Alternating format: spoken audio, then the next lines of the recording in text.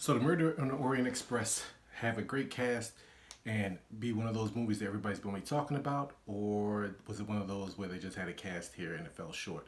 Coming up in the video.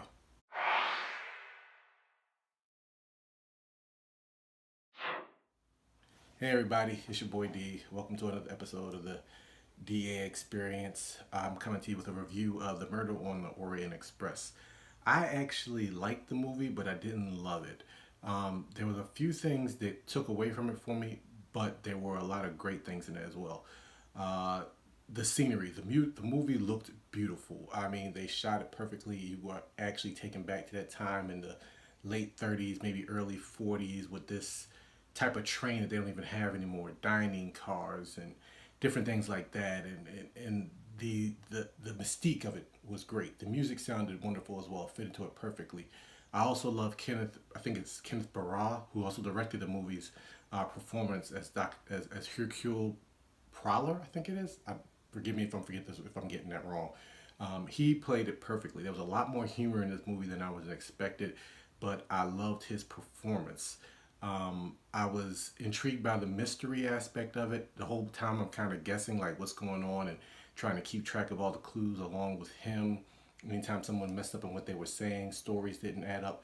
It worked really, really well. The downside to this movie was that when you have a cast that includes 4 Academy Award nominees and 2 Academy Award winners, things just fell to the side. I mean, you have Judi Dench, Michelle Pfeiffer, Johnny Depp, Josh Gad, Daisy Ridley, Kenneth Branagh, who's done Henry V and Hamlet, and different things like that. And I was just left wondering, like, even Penelope Cruz, some of these characters you only saw once, or I got 2 or 3 lines, and you were wondering why did they even put them in the movie. I guess it was just to get people to see, like, oh my God, this is going to be great. But it just didn't work. They were one dimensional as they needed to be, because you had to get an idea of what these characters were and what they represented very quickly.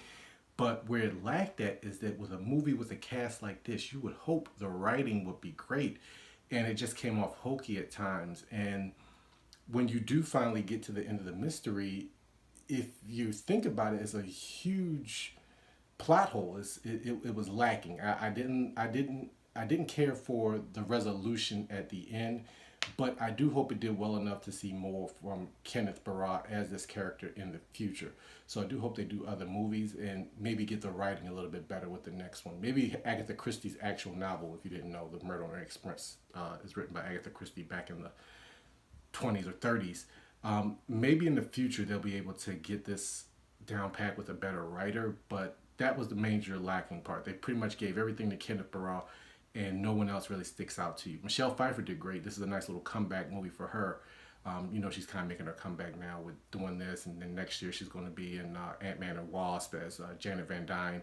So I look forward to seeing where it goes in the future, but I was left wanting with this one. It's pretty average, so it gets 3 mustache curls out of 5. If you know the character, you get what I'm doing there. But yeah, don't go to the theater to see this one. Wait for it to come out on video. It's a nice little in night, keep you busy watch type movie. But nothing about the theater really. Going to the theater really stood out. For me, it was great because I went to the Senator, which is one of the oldest theaters in Baltimore, and I hadn't been there since I was a teenager, and I love that theater. The theater is beautiful. I actually included a couple of pictures of that on my Instagram and on some other places, and I might even have a video of my Saturday out, so around somewhere at the end you'll be able to click that link or whatever. But yeah, I was a little let down by the writing and some of the acting in the movie, but it's still a good movie and a good way to kill 2 hours. So let me know what you thought about it. Don't forget to like, subscribe, hit that little notification icon, let you know next time I got a video up, and I'll see you all next time.